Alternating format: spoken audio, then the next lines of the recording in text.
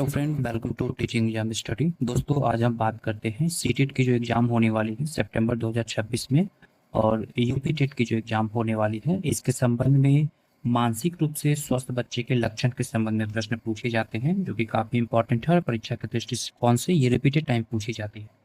इस संबंध में हम बात करते हैं कि एक मानसिक रूप से स्वस्थ बालक में कौन-कौन से गुण होना अनिवार्य है, और ये प्रश्न जो हैं काफ़ी इम्पोर्टेंट हैं, और आप ऑब्जेक्टिव क्वेश्चंस की जो एमसीक्यू आएगी उसमें आप प्रश्नों को एलिमिनेट कर सकते हैं, अगर इस प्रकार के प्रश्न अगर आपको ऑप्शन में नहीं दिखते हैं तो। तो सबसे पहला अगर हम बात करते हैं कि मानसिक रूप से स्वस्थ जो बच्चे होते हैं उसके लक्षण में सहनशीलता का गुण सबसे पहले आती है, यानी कि टॉलरेंस की गुण उनमें होनी चाहिए। किसी भी बातों को लेकर के उनमें सहनशीलता होनी चाहिए, तुरंत जवाब ना देना और किसी भी चीज़ों की प्रतिक्रिया तुरंत ना करना। दूसरा जो स्वस्थ बालक के लक्षण होते हैं वो आत्मविश्वास होते हैं। बच्चों में आत्मविश्वास जो सेल्फ कॉन्फिडेंस की जो लेवल होती है वो काफ़ी हाई होती है। उसके बाद से जो होती है वो सामवेगिक स्थिरता, यानी कि इमोशनल स्टेबिलिटी की गुण होती है बच्चे में। उसके बाद से अगर हम बात करते हैं तो समायोजन शक्ति, यानी किसी भी चीज़ की जो एडजस्टमेंट पावर होती है वो बच्चों की कॉग्निटिव डेवलपमेंट में देखी जाती है, और ये एक तरह से मानसिक रूप से स्वस्थ बालक के लक्षण के रूप में आते हैं। तो उसके बाद से हम बात करते हैं निर्णय शक्ति के बारे में, यानी कि डिसीजन मेकिंग की जो पावर होती है वो स्वस्थ बालक की लक्षण होती है। उसी के बाद से शारीरिक स्वास्थ्य की और भी उन्हें ध्यान देनी है, यानी अटेंशन करनी है, attention towards the physical health पे उन्हें काफ़ी ध्यान देनी रहती है, जिस कारण से बालक मानसिक रूप से स्वस्थ कहे जाते हैं। आत्मसम्मान का ज्ञान होता है उसमें, यानी कि sense of the self respect की भावना पनपती है। आत्म सुरक्षा का ज्ञान, यानी sense of the personal safety का भी उसमें जो होती है ये गुण पाई जाती है। उसके बाद से आत्म मूल्यांकन की क्षमता होनी चाहिए, अपने रूप में मूल्यांकन करने की कैपेसिटी होनी चाहिए, इवेलुएट करनी चाहिए, कैपेसिटी ऑफ सेल्फ इवेल्युएशन की गुण एक तो मानसिक रूप से स्वस्थ बालक की जो होती है वो लक्षण होती है। दृढ़ इच्छा शक्ति होती है, यानी कि एक बच्चे में स्ट्रॉन्ग जो होती है वो विल पावर्स की क्षमता देखी गई है मानसिक रूप से स्वस्थ बच्चे में। वहीं हाई एस्पिरेशन, यानी कि उच्च आकांक्षा होती है। रियलिस्टिक फिलॉसफी ऑफ लाइफ, यानी जीवन के प्रति जो होता है वो यथार्थ दृष्टिकोण होता है एक बच्चे में मानसिक रूप से जो स्वस्थ बच्चे होते हैं। परिपक्वता आती है, यानी कि एक तरह से मैच्योरिटी की लेवल आ जाती है बच्चे में, बच्चे मैच्योर हो जाते हैं, और ये एक तरह से स्वस्थ बच्चे की निशानी होती है। जॉब सेटिस्फैक्शन, जो भी व्यवसाय कर रहे हैं उनमें सेटिस्फैक्शन होती है, उनमें सेटिस्फैक्शन की गुण आ जाती है। और वातावरण का ज्ञान, जिस माहौल में वो रह रहे हैं उसकी जो इन्वायरमेंट होती है उसकी नॉलेज उसमें पनपती है। तो ये इंपॉर्टेंट कुछ 15 पॉइंट हैं जो कि मानसिक रूप से स्वस्थ बच्चे की जो होती है वो लक्षण देखी जाती है, और यही ऑप्शंस जो होती है आपको इन सभी ऑप्शंस में से अगर दूसरा ऑप्शन कोई मिलता है तो आप उसे एलिमिनेट कर सकते हैं। अब हम बात करते हैं मानसिक स्वास्थ्य को प्रभावित करने के कौन-कौन से प्रमुख कारण हैं। तो सबसे प्रमुख जो कारण आती है मानसिक रूप से प्रभावित करने का, उसमें आनुवांशिकता की जो गुण होती है, वो देखी गई है, जिसे हम लोग हेरिडिटी कहते हैं, यानी कि बच्चे में आनुवंशिकता की जो गुण होती है, हेरिडिटी। तो आनुवंशिकता के संबंध में आपको मैं ये जानकारी दे दूँ कि आनुवंशिकता के दोषयुक्त होने से बालकों में विभिन्न प्रकार के मानसिक रोग जो होते हैं, वो उत्पन्न हो जाते हैं।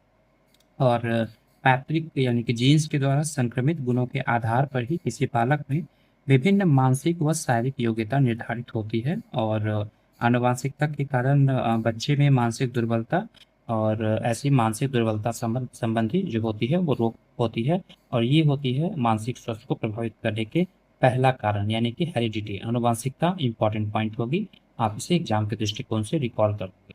सेकंड पॉइंट की ओर हम गौर करते हैं, और सेकंड पॉइंट है शारीरिक स्वास्थ्य, यानी कि फिजिकल हेल्थ जो होती है ये प्रभावित करती है। शारीरिक रूप से स्वस्थ व्यक्ति की मानसिक रूप से स्वस्थ रह सकता है। शारीरिक और मानसिक स्वास्थ्य जो होती है एक दूसरे को बिल्कुल जो है वो प्रभावित करती है।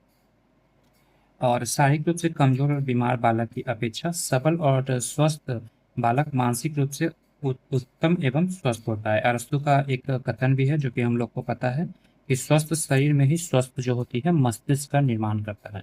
तो स्वस्थ शारीरिक स्वास्थ्य जो है वो फिजिकल हेल्थ जो है इम्पोर्टेंट रोल अदा करती है मानसिक स्वास्थ्य को प्रभावित करने का। आगे है शारीरिक विसंगतियाँ, यानी कि फिजिकल डिफेक्ट जिसको कहा जाता है, यानी कि बालक के शारीरिक दोष उसके मानसिक स्वास्थ्य पर प्रभाव करते हैं। शारीरिक दोष जैसे कि अंधापन हुआ, बहरा लंगड़ापन हुआ, लंगड़ा हुआ, लूल्हा हुआ आदि बालक समाज में अपने को समायोजित जो है वो नहीं कर पाते हैं और विभिन्न क्रियाकलापों में अन्य बालक की तरह वो भाग नहीं ले पाते हैं और समूह से उनकी सहानुभूति अवश्य दिखाया जाता है, परंतु समूह में शामिल नहीं किया जाता है। इन सबके शारीरिक दोष वाले बालक में ही हीन भावना की जो होती है वो पैदा होती है। आगे है पारिवारिक वातावरण, जिसे हम लोग फैमिली इन्वायरमेंट के रूप में कहते हैं। पारिवारिक वातावरण में ऐसा देखा जाता है कि बालक के मानसिक स्वास्थ्य पर परिवार के वातावरण का जो होता है वो प्रत्यक्ष प्रभाव पड़ता है। परिवार के सदस्य के बीच मनमुटाव अगर होती है तो बालक के मस्तिष्क पर भी इसका स्पष्ट रूप से प्रभाव पड़ता है। और जिन परिवारों में माता पिता व्यवहार बालक के प्रति अच्छा नहीं होता है वहाँ के भी बालक मानसिक रूप से अस्वस्थ हो जाते हैं। तो ये जो होती है पारिवारिक यानी कि फैमिली जो इन्वायरमेंट होती है वो एक इम्पॉर्टेंट रोल अदा करते हैं। आगे हम बात करते हैं 5 नंबर ऑप्शन में, जिसको कि है सामाजिक वातावरण यानी कि सोशल इन्वायरमेंट। समाज के रीति रिवाज तथा मान्यताओं के अनुरूप प्रत्येक बच्चे में आचरण करना पड़ता है। यदि बालक पर समाज का प्रभाव विपरीत पड़ता है तो वो मानसिक रूप से भी स्वस्थ नहीं रह पाएगा। समुदाय तथा जातियों में आपस में जो संकीर्ण स्वार्थों की पूर्ति के लिए लड़ाई झगड़े या अस्पृश्यता या वर्गभेद बालकों को मानसिक रूप से क्या करता है वो तनाव पैदा करता है। आगे है विद्यालयी वातावरण यानी कि स्कूल का जो इन्वायरमेंट है वो भी प्रभावित करती है। यानी कि एक अध्ययन था 1979 में, इसको एडम ने अपने बुक में ये भी लिखा था कि अपने अध्ययन में ये देखा था कि यदि बालक एक ऐसे विद्यालय में पढ़ता है जहाँ की वातावरण बहुत सख्त और अनुशासन पर आवश्यकता से अधिक बल देता है तथा जहाँ के अध्यापक का विद्यार्थियों के प्रति निर्मम व्यवहार होता है, वहाँ विद्यार्थियों की मानसिक स्वास्थ्य जो है वो अच्छा नहीं रहता। उनमें स्कूल की फोबिया यानी कि स्कूल फोबिया जो है वो उत्पन्न होती है। विद्यालय वातावरण, पाठ्यक्रम, शिक्षण विधियाँ, परीक्षा प्रणाली के उचित न होने पर अध्यापक सहानुभूति व सहयोगात्मक व्यवहार के अभाव में बालक मानसिक रूप से पिछड़ जाता है।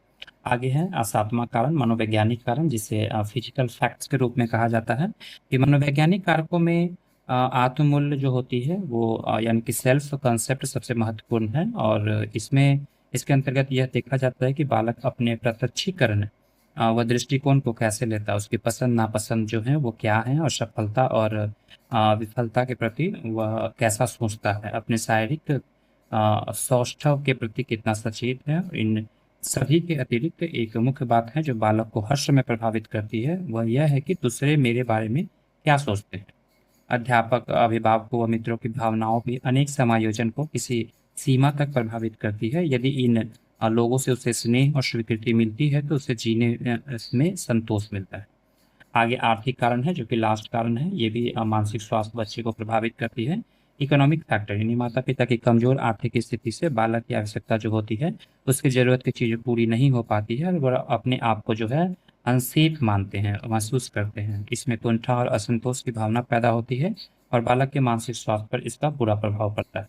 तो ये 8 कारण थे, यानी आनुवंशिकता, शारीरिक स्वास्थ्य, शारीरिक विसंगतियाँ, पारिवारिक वातावरण, सामाजिक वातावरण, विद्यालयी वातावरण, मनोवैज्ञानिक कारण और आर्थिक कारण। ये जो होती है एक बच्चे की मानसिक स्वास्थ्य को प्रभावित करने की मुख्य कारण होती है। तो ये कुछ मेन पॉइंट थी जो कि यूपी टेट और सी टेट की जो सीटीपी की पेपर है इसमें आपको काफ़ी मदद मिलेगी इस ऑप्शन से। अगर वीडियो अच्छी लगी होगी और हमारे चैनल पर नए होंगे तो चैनल को जरूर सब्सक्राइब कर लें और अगर कोई राय है तो कमेंट बॉक्स में अपनी राय को जरूर मेंशन करें। वीडियो देखने के लिए धन्यवाद। Thank you very much.